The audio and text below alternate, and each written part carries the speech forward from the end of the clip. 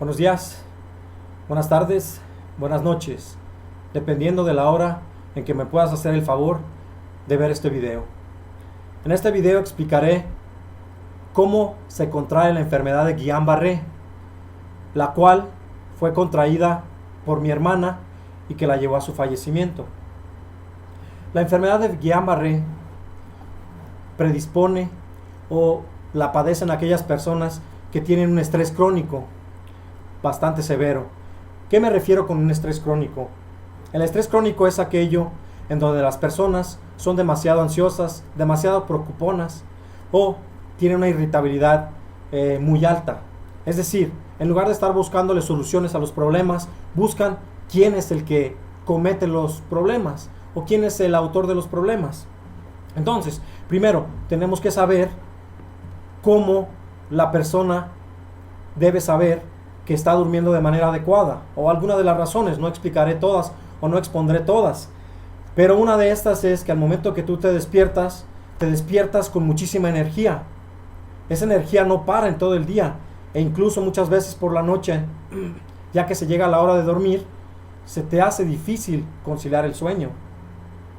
Otra de los puntos que podemos observar es que al momento que tú te despiertas, ya puedes inmediatamente planificar todas las actividades que vas a llevar a cabo. Me explico. Al momento que tú realizas o que vas a poner, digamos, una lavadora, vas a lavar los trastes, vas a planchar, vas a hacer de almorzar, todo eso lo vas planificando de manera rápida y no tienes flojera ni siquiera para poderlo pensar. Entonces, estos son algunos de los puntos con los cuales tú puedes saber si estás durmiendo de manera adecuada. Otro ejemplo es que al momento que tú, si eres estudiante, te pones a leer un libro, una presentación, pues puedes hacerlo, digamos, por 1, 2 o 3 horas y no te cansas. Es decir, entre más vas leyendo, más te dan ganas de continuar haciéndolo. ¿Qué es esto? Que tu cerebro está totalmente despierto para poder captar, y además de captar todo, sientes mucha motivación, mucho agrado, gusto por estar leyendo aquello. Puedes hacer un resumen, puedes hacer otra presentación, es decir, puedes hacer cualquier cosa, ya sea con lectura, cualquier cosa dentro de las actividades. Estos son algunos de los ejemplos como tú puedes darte cuenta de que estás durmiendo de manera adecuada. Si tú estás durante el día durmiéndote, quejumbreándote, que no te decides por qué actividad comenzar, entonces no estás durmiendo de manera adecuada.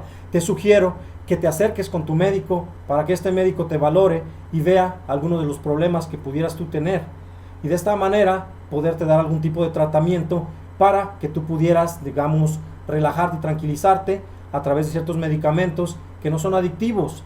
Estos medicamentos lo que hacen es que te tranquilizan y de esa manera tú puedes conciliar el sueño. No son para dormir, quiero dejar esto bien claro. Entonces, esas personas que están predispuestas, como en el caso de mi hermana, en donde ella trataba de dar su mayor esfuerzo en el trabajo, trataba de dar su mayor esfuerzo en el hogar. ¿Qué quiere decir esto? Ella quería tener su trabajo, digamos, impecable, que tuvieran todos los problemas resueltos, ¿verdad? Y aquellos que fueran surgiendo, pues irlos, digamos, solucionando o buscarle la solución. Pero además también trataba de tener su casa lo mejor posible. Pero lamentablemente la persona en la que contrajo matrimonio, ¿verdad?, como nos lo comentaba, no le ayudaba de manera equitativa. Y quiero exponer algo muy importante, porque no sabemos esto. Pero al momento de que dos personas se unen en matrimonio, en un acto solemne, esto les da derechos y obligaciones a ambos de manera equitativa, por igual. Quiero que quede esto bien claro, porque los hombres pensamos que porque nosotros nos casamos, ya las personas, digamos en este caso las esposas, son nuestras sirvientas, y no es así. Quiero que te quede muy claro. Ellas, al igual que nosotros, tenemos las obligaciones o la obligación de ayudar en la casa, de hacer qué hacer, de limpiar, de lavar, de trapear. Es decir, entre nosotros vamos a dialogar esto. No es únicamente de las mujercitas, como no lo han inculcado durante mucho tiempo. Entonces, mi hermana, al querer tratar de tener su casa y tener su trabajo en las condiciones ideales, ¿verdad?, y donde no era apoyada por su esposo, de nombre Óscar Cecilio Castañeda Hernández, que posteriormente haré un video exponiendo todo lo que nuestra hermana, o más bien en este caso mi hermana, mi única hermana, le exponía tanto a mi madre como a un servidor. Y que esto le ocurre a muchísimas de las personas, o digamos, a muchas de las muchachas o muchas de las señoras, ¿verdad?, que están en la misma situación. Entonces, ¿qué ocurrió con mi hermana?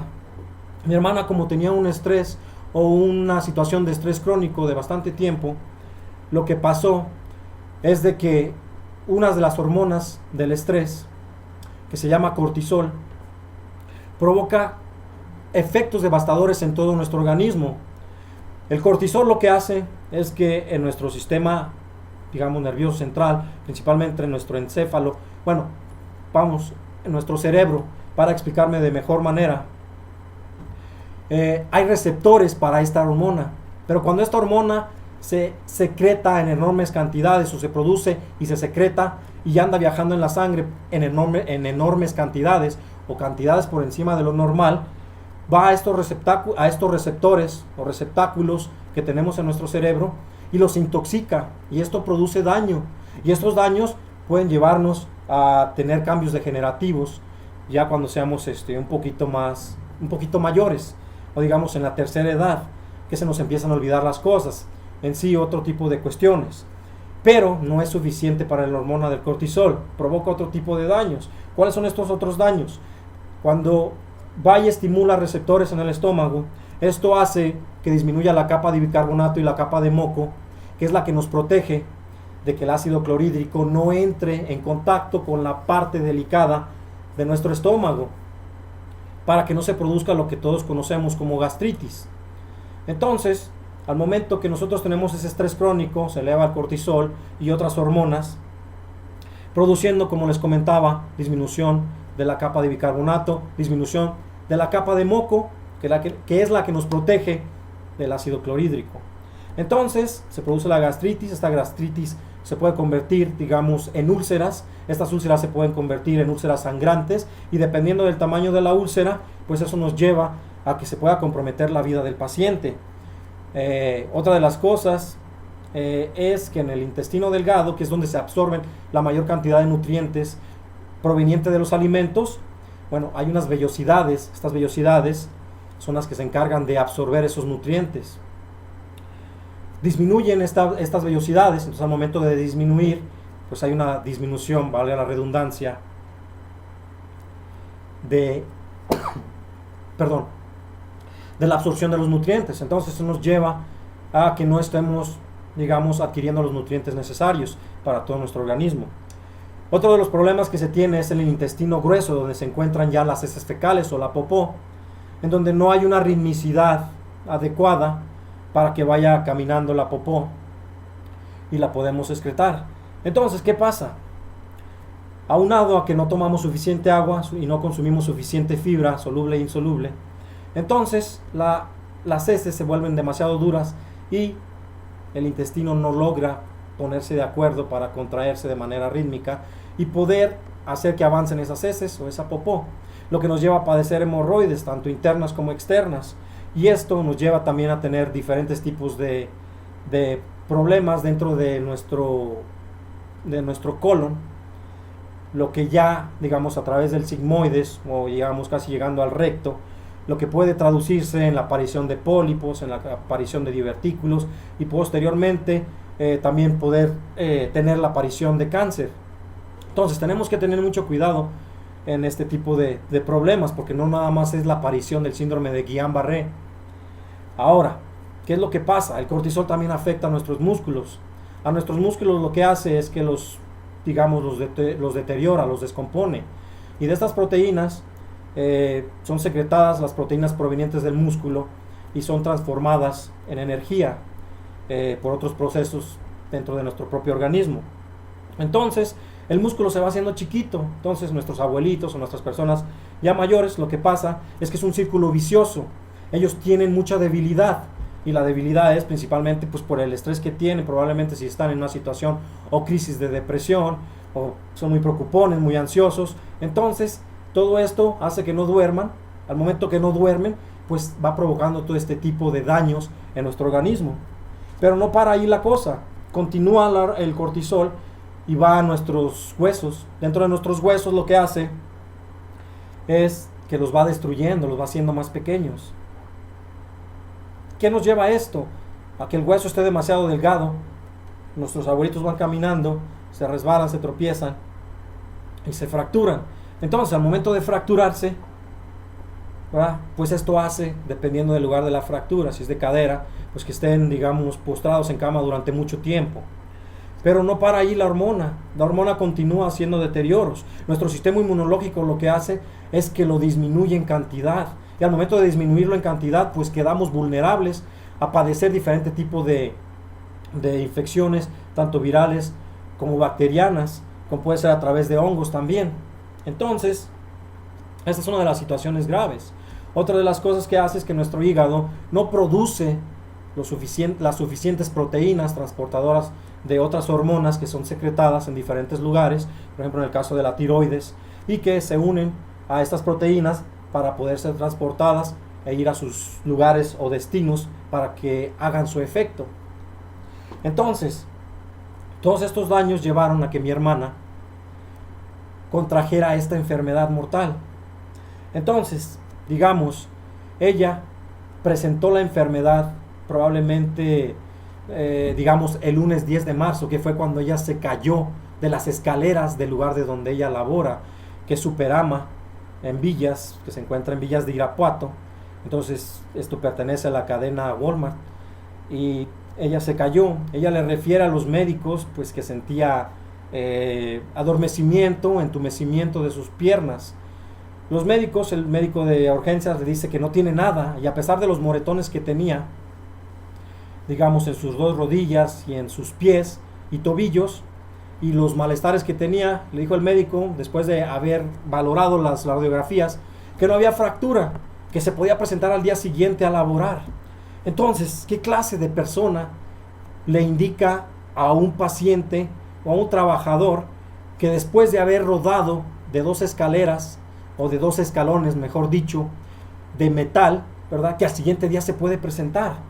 Ahora, este médico no pide el expediente para que esta hoja sea incorporada al expediente para futura referencia de alguna situación de complicación o de secuelas. Mi hermana me lo comenta, y no conforme, pues claro que se presenta el día 11 con su médico familiar. A la médico familiar le vuelve a comentar de su problemática, y la médica familiar afortunadamente le da 6 días de incapacidad. Pero bueno, mi hermana le continúa diciendo de su malestar, y ella le dice pues que es parte de los golpes que se dio. Finalmente ella me comenta, y pues yo le digo que cualquier cosa que ella empiece a sentirse mal, ¿verdad?, que vaya otra vez a urgencias para que sea, digamos, atendida o valorada, o que le comente a su esposo para que vaya junto con ella. Pero díganme, después de que los atienden de manera, digamos, mala, de mal gusto, ¿quién va a tener ganas de volver a ir al seguro? Y yo sé que ese es el caso tuyo también y de muchísimas personas. Entonces mi hermana hizo caso omiso de esto. Ahora, ella presenta debilidad de sus piernas, es decir, no podía apoyarse por sí sola, se tambaleaba, estaba perdiendo ya fuerza inmediatamente en sus piernas, por lo que ella decide utilizar su seguro de gastos médicos mayores el día lunes, y va y se interna al Hospital Médica Insurgentes, aquí de la ciudad de Irapuato. Es recibida por un otorrinolaringólogo, por un médico general en urgencias y un traumatólogo. Ellos objetivan en las placas de radiografía que le tomaron, pues que está policontundida, está golpeada, y diagnostican esguince de cuello, si mal no recuerdo.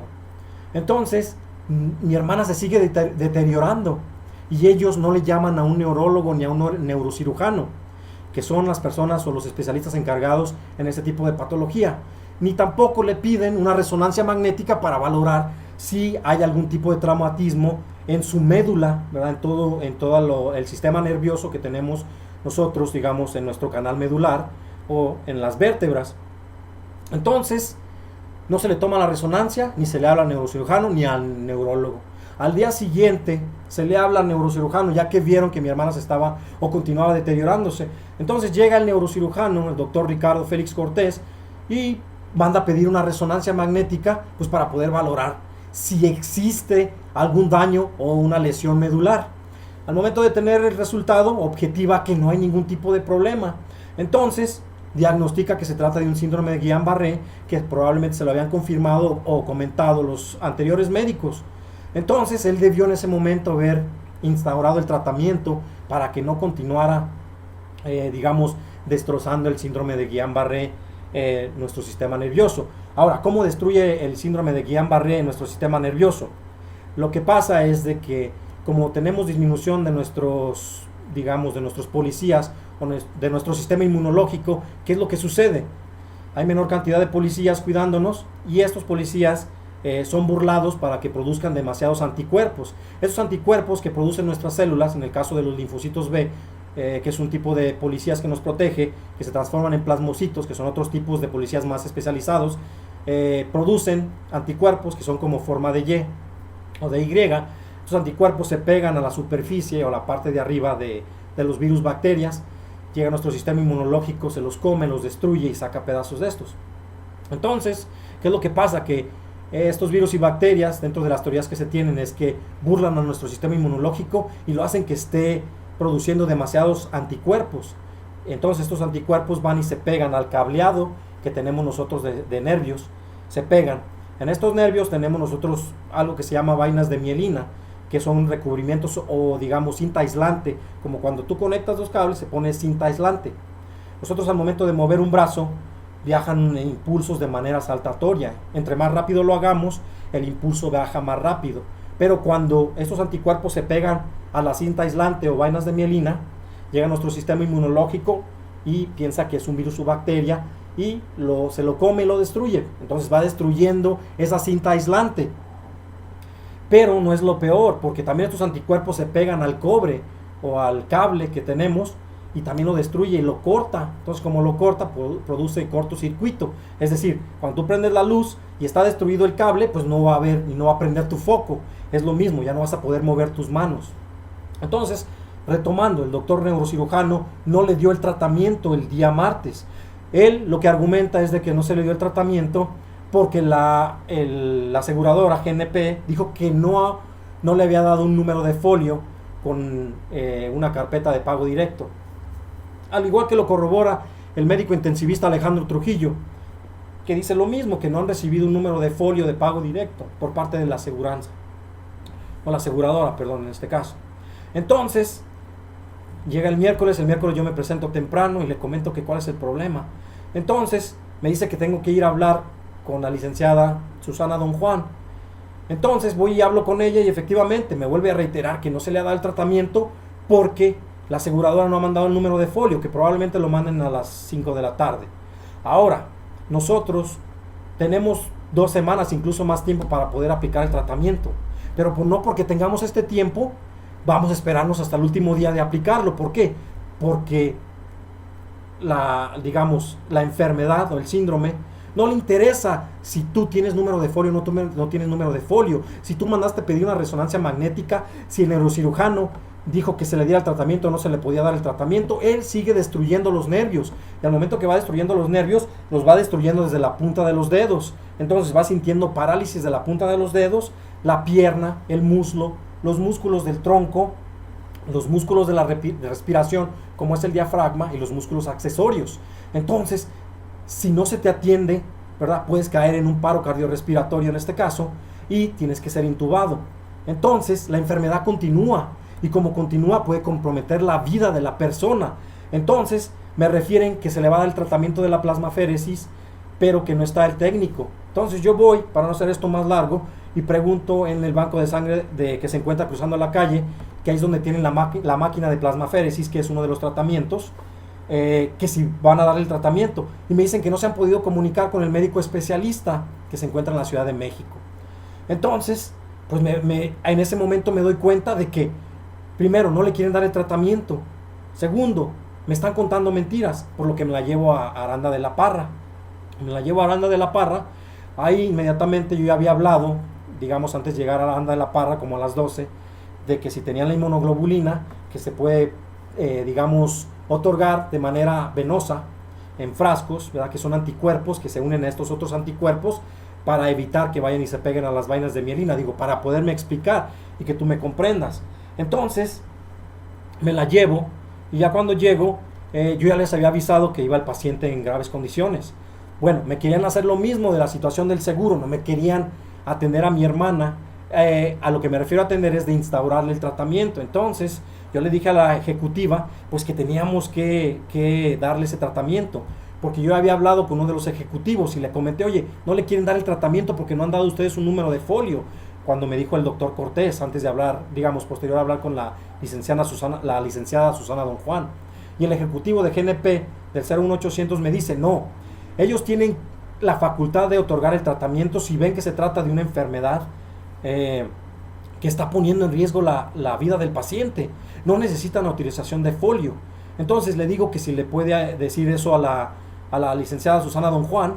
Entonces hablo de la recepción, me comunico con el ejecutivo, la licenciada está en otra llamada y en ese momento cuelga, le pasan la llamada a la licenciada y también le cuelga al ejecutivo, no quiere hablar, y le pregunto que por qué le colgó y no me da razón. Entonces llego ya y estando en el Hospital Aranda de la Parra el día miércoles 19 de marzo, se le instaura, se le otorga el tratamiento, se le da el tratamiento con inmunoglobulina endovenosa durante 5 días. Pero mi molestia es de que el doctor pudo haberle aumentado la dosis de 0.4 miligramos por kilogramo de peso a 0.5, a 0.6, a 0.7, digamos en este caso, para dárselo por 2 días únicamente.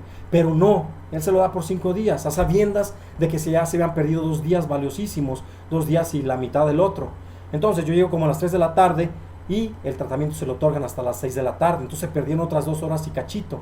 Y quiero creer que fue la misma situación de que no tenían un número de folio por parte de la aseguradora. Entonces, de ahí termina su tratamiento el día lunes 24, que fueron 5 días.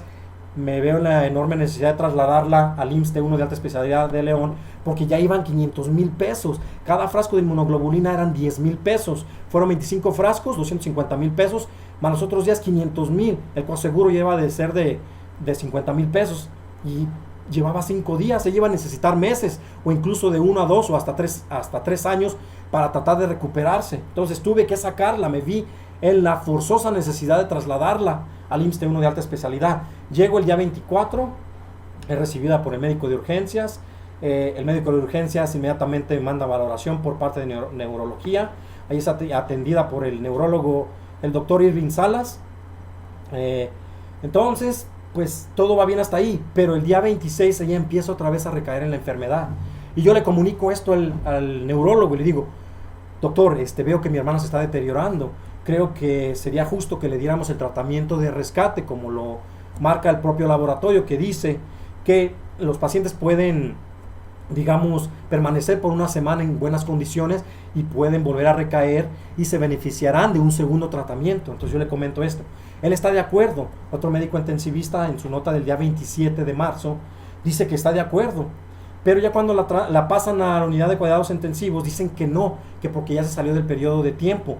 Pero como les comento, tenemos 2 semanas. Entonces ella cayó, digamos, el día 10, que se pudo iniciar, pero se presentó el 17, para el día 24, apenas van 2 semanas y cachito. Entonces, todavía se puede otorgar el tratamiento.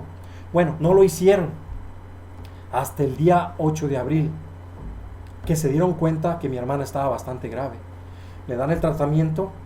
Una vez terminado el tratamiento, ella responde.